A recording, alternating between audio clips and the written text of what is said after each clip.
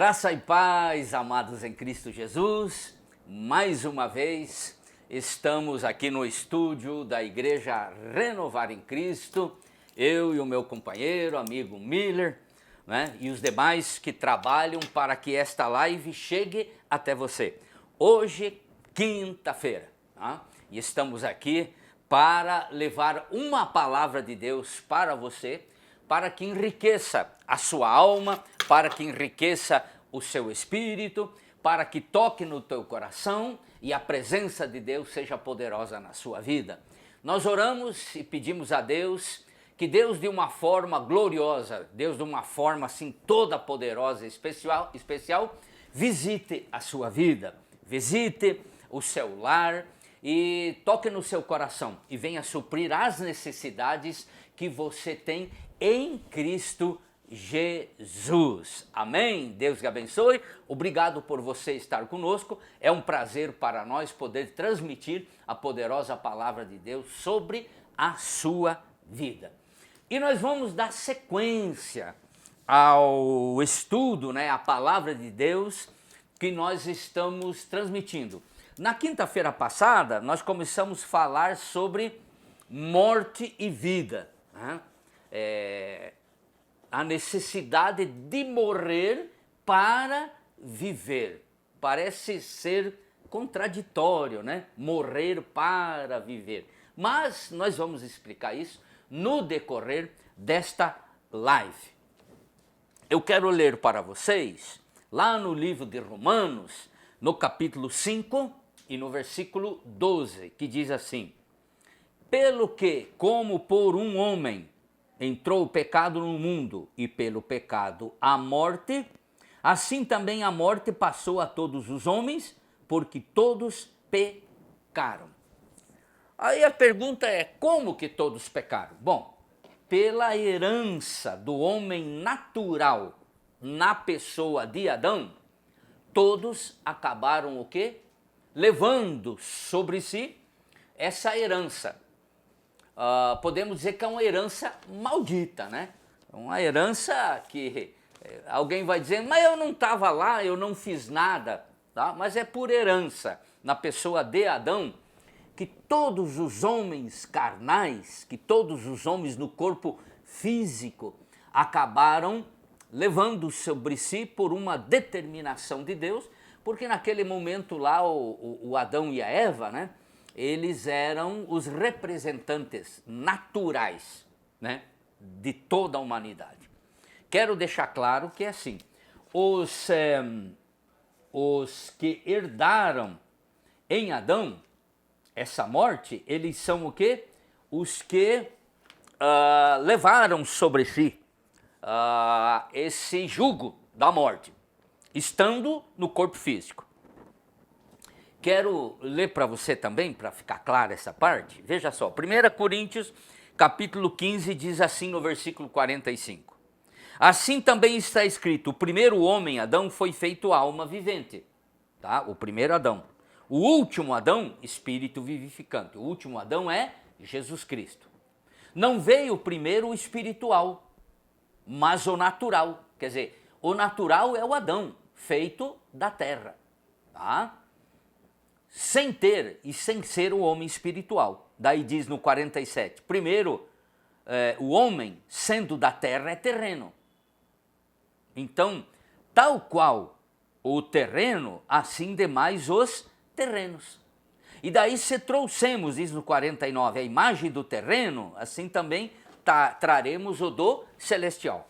Então, para que você entenda, no estado natural da vida da carne, somos descendentes de Adão. No estado espiritual, quando nascemos em Cristo Jesus, o aceitando como único e suficiente Salvador, segundo o que nos diz João capítulo 1, versículo 12 e 13, nós tomamos sobre nós a herança de quem? De Jesus Cristo. Porque assim como Jesus Cristo morreu, quando nós recebemos a Jesus, a nossa carne morre no sacrifício de Jesus. E assim como Jesus Cristo ressuscitou, o Pai o trouxe da morte, quando nós aceitamos Jesus por herança, nós também recebemos a vida eterna. o renascer do novo homem e de uma nova mulher. Entendeste? Amém? Bom, nós temos que entender que a vida em Deus é uma dádiva do céu. O homem não tem direito. Não existe obras, não existe trabalhos, não existe ministério, não existe nada que o homem possa fazer para ele ter direito à vida eterna, a não ser ele tomar posse em nome de Jesus e ele ser feito filho, segundo a adoção. E aí nós temos que entender assim, ó, que Deus não é o universo, tá? E o universo também não é Deus. O que é isso? Quando alguém diz assim, ó, eu olho para o céu, eu vejo Deus. Eu olho para a natureza e eu vejo Deus. Eu olho para os animais, para os rios, para as plantas, né? Para o sol, as estrelas, na noite brilhando lá em cima no firmamento. Eu vejo Deus. Não, você não vê Deus. Você vê a obra de Deus. E quando alguém afirma que vê Deus na natureza, aqui, ali, nas estrelas, isso aí é chamado de panteísmo. Tá? É aquela máxima que querem forçar que nós entendamos que Deus é tudo e tudo é Deus. Não, Deus é Deus, e isso que dizem ser Deus é o poder criador de Deus que você vê. Você vê uma árvore, você não vê Deus na árvore. Você vê o quê? O poder criador de Deus na árvore. Né? A moto do Miller, que é uma Harley Davidson, né, Miller? Uma 1200. A tua o que é? Uma Fatboy e uma Softail? Switchback. Né? Quando dá problema na moto do Miller, o Miller leva lá na agência, né? Lá na Harley, e o mecânico arruma e a moto fica show de bola, né? E o Miller sai andando. Quando o Miller vai falar que foi consertada a moto do problema que ela tinha, o Miller não vai dizer, eu vejo um mecânico na moto. Vê o mecânico na moto? Não vê, né? Vê o quê? A habilidade e o poder dele, o conhecimento de consertar a moto. Deus, na sua presciência, antes de existir tempo e espaço, ele criou a vida. Ele nos deu a vida através de Cristo Jesus. E o universo, entenda, meu amado, o universo só se mantém, o universo só existe pelo poder do nome do Senhor, que o mantém pelo poder do quê? Da sua palavra. Deus ordenou as coisas e cada uma delas se mantém no seu curso, segundo o que Deus determinou. Por exemplo, a maré do mar. A maré, ela sobe e ela vem. Vamos supor que o mar é para lá. Quando a maré está baixa, ela está lá no fundo. 30, 40, 50 metros ou mais, lá no fundo. Quando sobe a maré, ela vem aqui nos nossos pés. Mas Deus determinou que na baixa, né, está lá. E na alta está aqui. Ela não passa daqui e não vai para lá. Claro, a não ser que dê um tsunami, né? Entendeu? Agora veja bem, meu amado, Hebreus capítulo 11, versículo 3 diz assim, ó, pela fé. Bom, então se é pela fé, é revelação. É algo que nós recebemos, entendemos e compreendemos através da fé em Cristo Jesus. Pela fé entendemos que os mundos, olha só, plural, que os mundos foram criados pela palavra de Deus. Então aquilo que não existia, pelo poder da palavra de Deus, tá? Deus acabou criando e veio existir. Olha só, de maneira que o visível, isso que nós vemos hoje, tá? De maneira que o visível não foi feito do que se vê. Então veja bem, a matéria existente, a vida existente hoje, ela não era isso que ela é. Por quê? Porque não existia, no caso de Deus, matéria-prima, tá?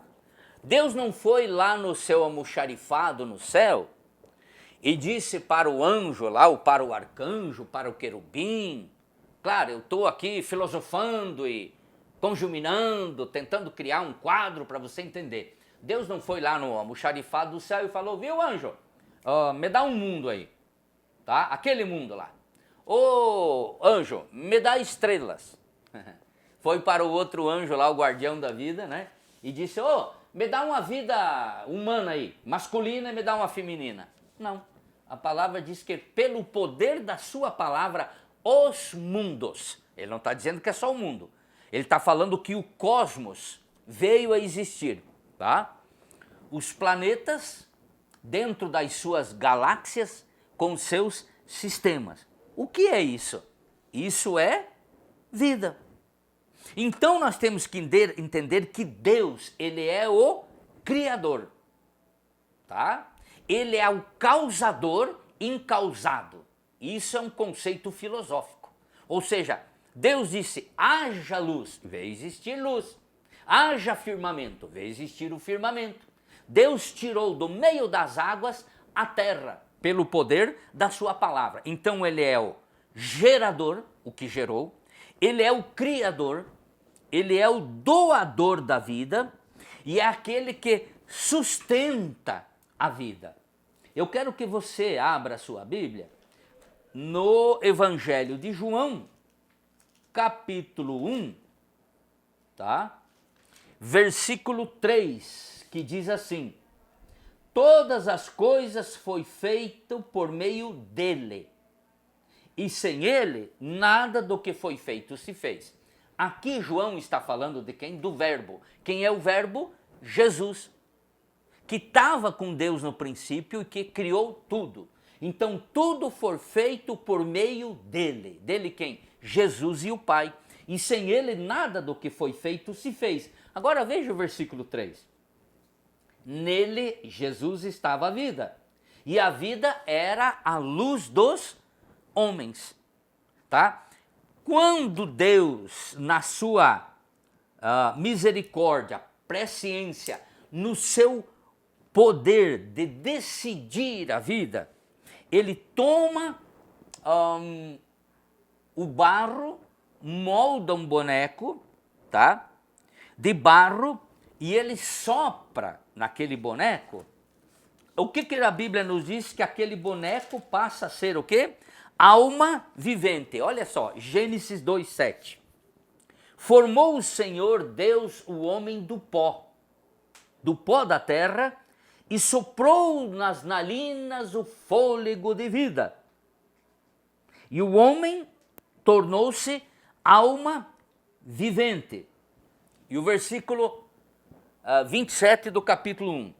Assim Deus criou o homem à sua imagem, a imagem de Deus os criou, macho e fêmea.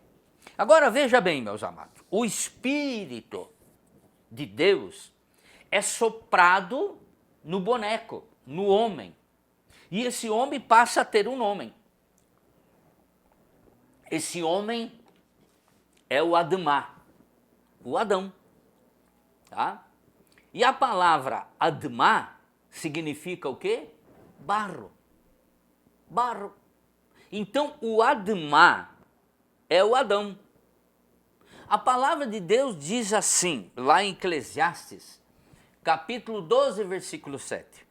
E o corpo volte ao pó, tá? Porque da terra veio. E o espírito volte o quê? Volte para Deus. Esse espírito que estamos falando é o nefesh, tá? A alma é o ruach, ou ruach no hebraico, tá? Tem essa pronúncia gutural, né? Nefesh e o ruach, tá? Que foi soprado em nós, é a porção de vida que Deus nos deu. Então, logo, a vida não é nossa, a vida é de Deus.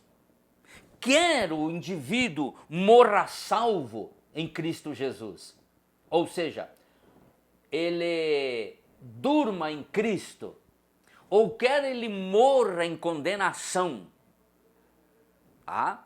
A vida não pertence a ele. ele não é senhor de si. Ainda que socialmente, na sua mente, ele tem o poder de decisão, mais conhecido como livre-arbítrio, o poder de legislar sobre a sua vida social, política, familiar, profissional, no que tange a vida espiritual, no que tange a vida eterna, ele não tem direito sobre a sua vida. Por quê? Porque ele não é o causador de si. Ele não é o que a filosofia fala de causa sui, aquele que causou a si próprio, ou seja, aquele que gerou a si mesmo. Não, meu querido, tá? O que nós somos? Criaturas de Deus, até o momento que nós nos identificamos com Deus através da aceitação de Jesus como único e suficiente Salvador. Aí nós passamos a ser o quê? Filhos de Deus. Entenda então, meu amado, tá? Que para que tenhamos vida em Cristo Jesus e tenhamos vida com abundância, nós precisamos passar pela morte. Há exigência da morte para que vivamos. Aonde essa morte? No nosso corpo físico. Há uma necessidade de nós negar a nós mesmos, tomar a cruz de Cristo e seguir ao Senhor Jesus Cristo. Mateus, capítulo 16, versículo 25 e versículo 26. Olha só. Pois aquele que quiser salvar a sua vida, a perderá.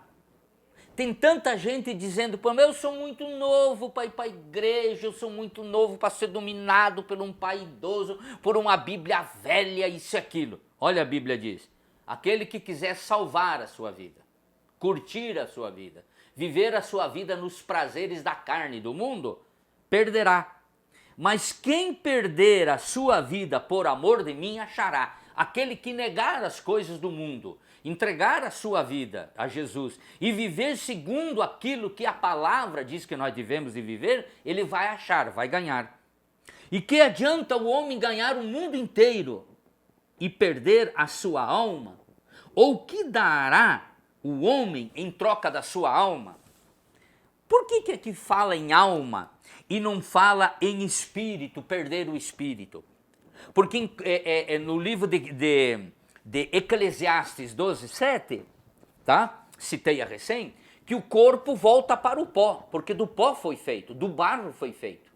Mas o espírito que foi soprado no homem não é do homem, ele é de Deus. E aí o que o Eclesiastes diz? E o espírito volta a Deus que o deu.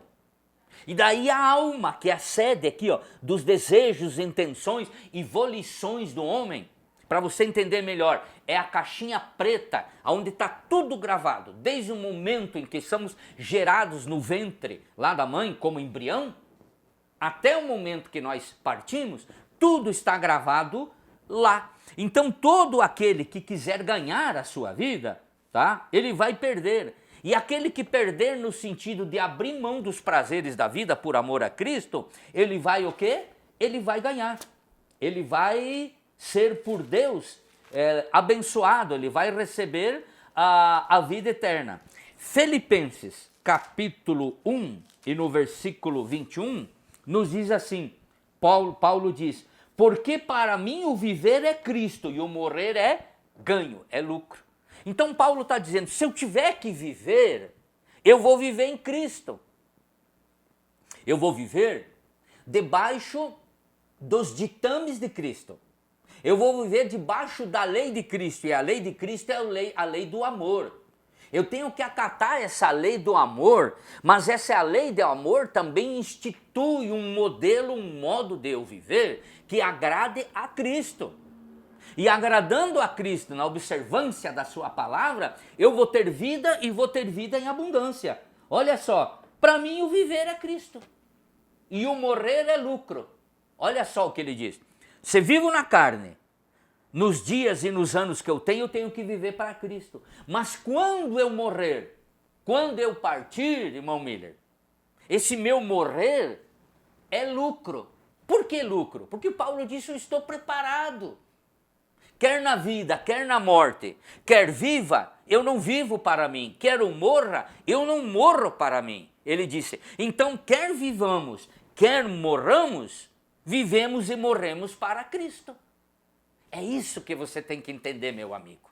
Que você tem que estar preparado para se encontrar com quem? Com o teu Salvador. Tu tem que estar preparado para se encontrar com quem? Com Cristo. Porque é dele que vem a vida e para ele que vai a nossa vida. Amados, 1 Coríntios, capítulo 15, e no versículo 36, diz assim: insensato, o que tu semeias não é vivificado se primeiro não morrer. Olha só, vivificado. O que é isso, meu amado? Ele está tomando grão de trigo ou de uma outra planta, mas vamos pegar especificamente o grão de trigo. Planta o grão de trigo. Se o grão de trigo não morrer, aquele grãozinho, coloca na terra, pressão da terra, calor, umidade, chuva, etc., leva o grão o quê? Se abrir. O grão se abre e nasce uma planta dele, rasga a terra, sobe devido ao sol, vento, chuva, pressão atmosférica, vai criar uma planta. E essa planta vai dar flor, vai criar frutos. Então aquela semente morreu, mas ela deu fruto. Do mesmo modo, está ele aqui dizendo isso. O que tu semeia não é vivificado se primeiro não morrer. Ou seja, se agora em vida você está semeando para a vida eterna, esse corpo, tal qual uma semente, ele precisa morrer. Então, a partir do momento que você morre para o mundo, morre para o adultério, para as drogas, para a luxúria, para o domínio do mundo, você nasce para Cristo. Você está semeando para a vida eterna. Morreu o trigo, mas nasceu o quê? Uma planta grande que vai dar fruto. E no versículo 42, Paulo diz assim: assim também é a ressurreição dos mortos.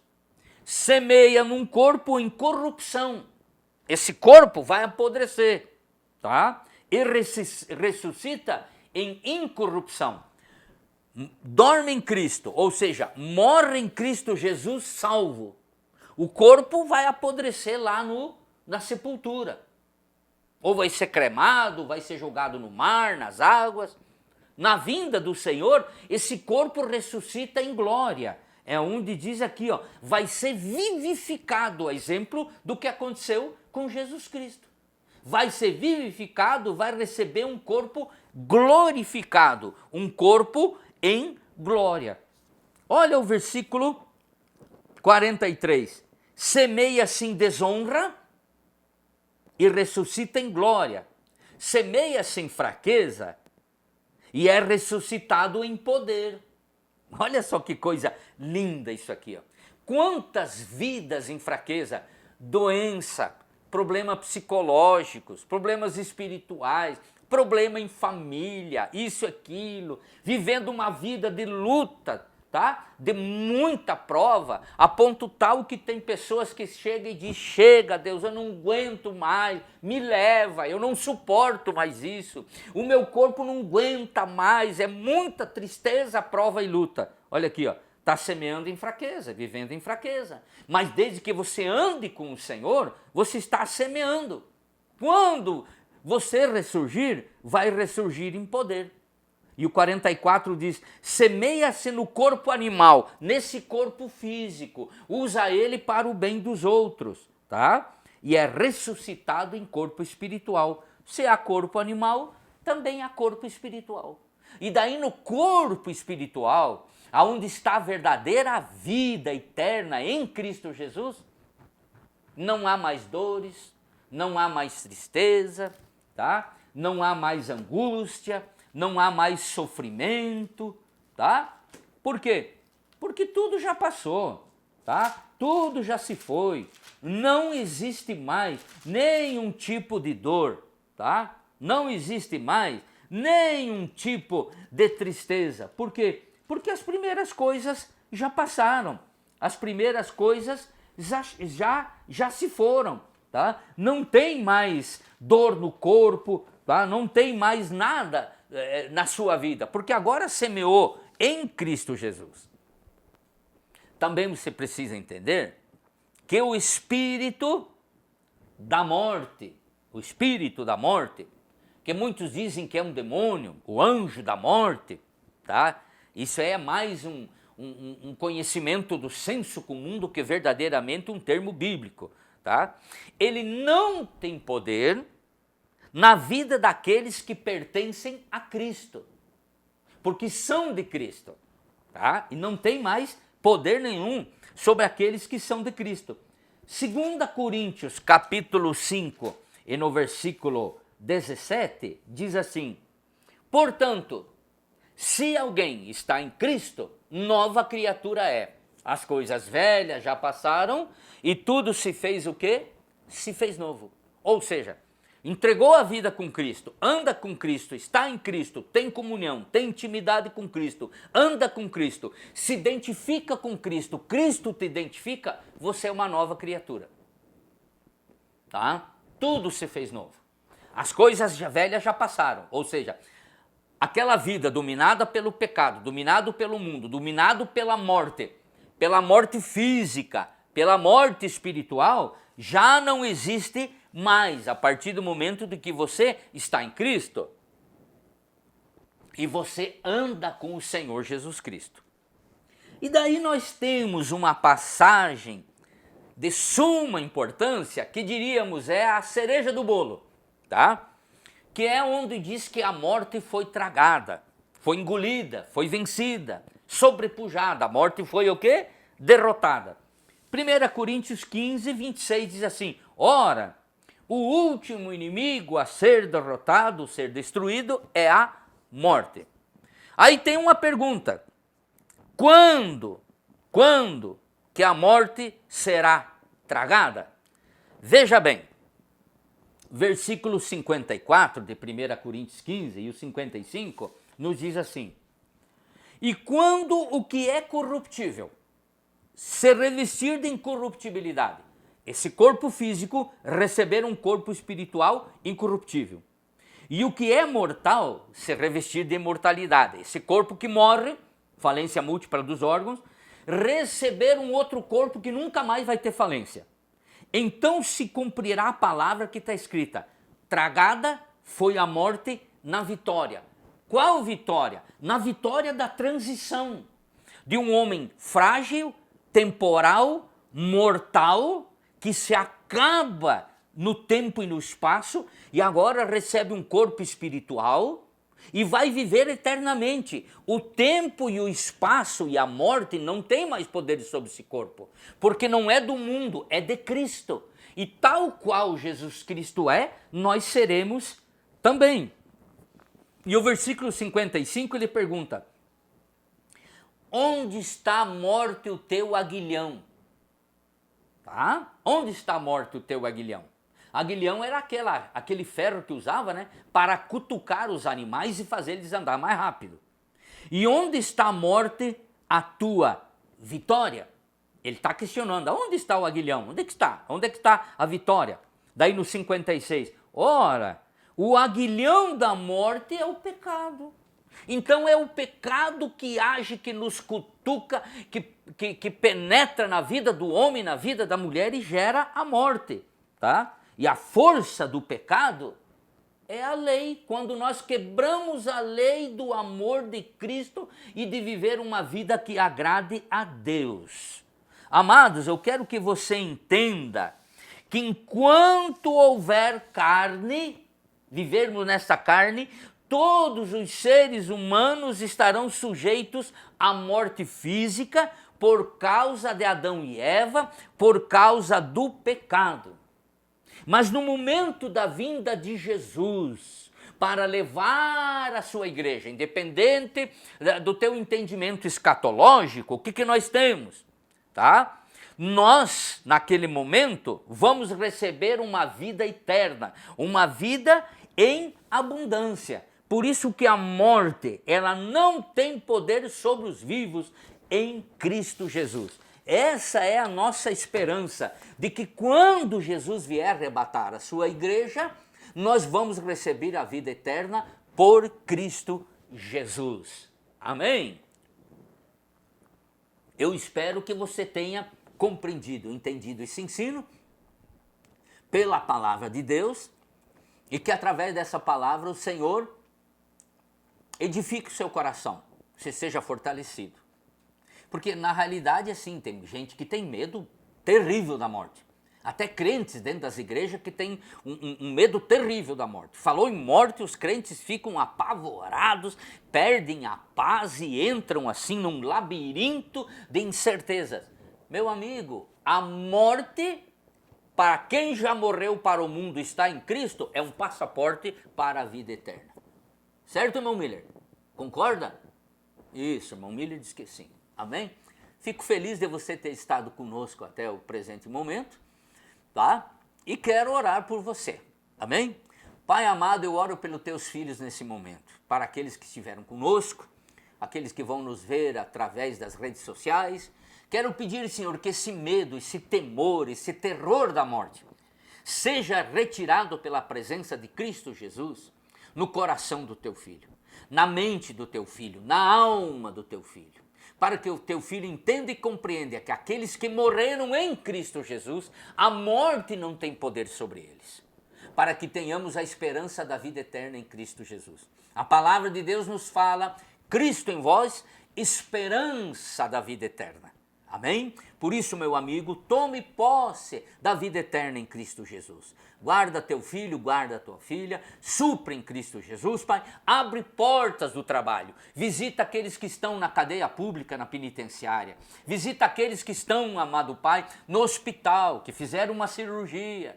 Aqueles que estão acometidos pela Covid, Senhor. Estende a mão, gera vida em abundância em Cristo Jesus. Nós oramos em nome de Jesus. Amado, foi um prazer estar convosco. Estaremos quinta-feira próxima, tá? Nesse mesmo horário, pedindo a Deus que guarde a sua vida. Aproveite. Próxima terça-feira que vem, aqui na Igreja Renovar em Cristo, nós temos o culto nas mãos de Deus. O culto começa às 19h30 até 20h30. Um culto bem rápido, tá? Temos 2 hinos, palavra e oração pelos carentes e necessitados. Independente da tua carência, independente de qual a área que você precisa da ação da poderosa mão de Jesus, nós estaremos orando e um milagre vai acontecer. A bênção vai vir sobre a sua vida em Cristo Jesus. Até a próxima quinta-feira. Beijão no teu coração. Fica com Jesus. Graça e paz seja convosco.